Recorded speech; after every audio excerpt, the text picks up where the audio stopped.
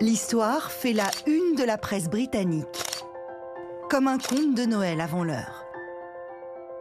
Info de dernière minute, la France affirme qu'un garçon anglais qui avait disparu en Espagne il y a 6 ans a été retrouvé.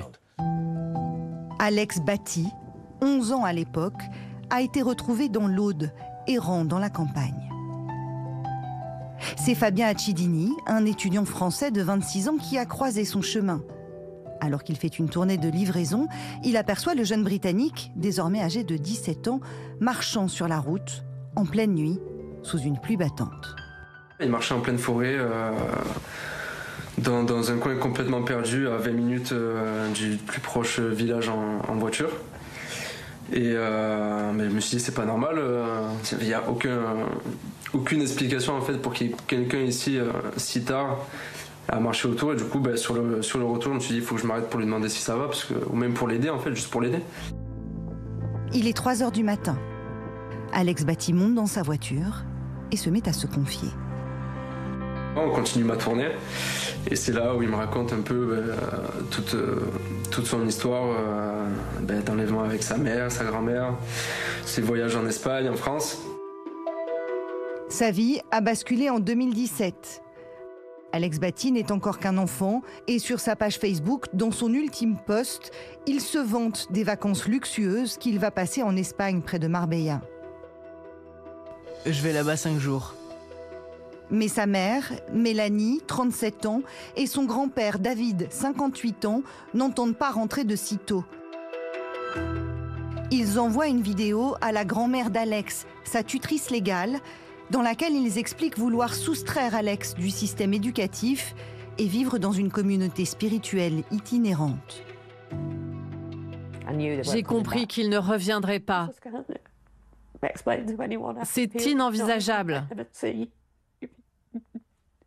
Ce petit-fils que j'aime tant, le reverrai-je un jour? S'il te plaît, appelle la police, appelle-moi.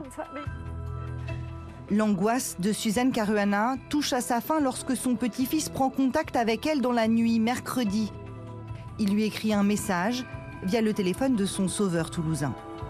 Bonjour grand-mère, c'est moi Alex, je suis en France à Toulouse. J'espère que tu vas recevoir ce message. Je t'aime, je veux rentrer à la maison.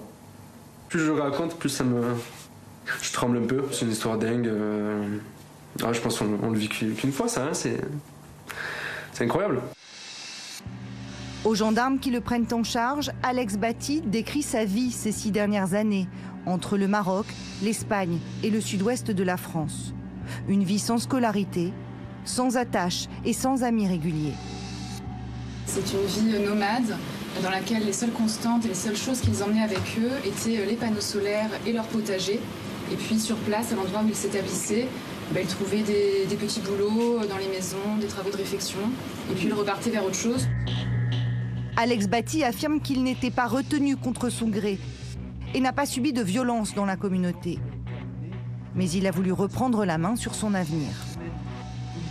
Lorsque sa mère a indiqué qu'elle envisageait de partir avec lui en Finlande, ce jeune a compris qu'il fallait que ce périple s'arrête et il a décidé de quitter l'endroit où il était avec sa mère pour marcher pendant 4 jours et 4 nuits, se nourrissant de diverses choses qu'il pouvait trouver dans les champs ou dans les jardins.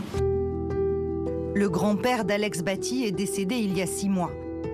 Sa mère est-elle encore recherchée par la justice britannique? Elle aurait déjà quitté le territoire français. L'adolescent a, lui, pu échanger avec sa grand-mère, qui se dit folle de joie. Comme un cadeau de Noël en avance, elle devrait pouvoir le serrer dans ses bras dès ce week-end.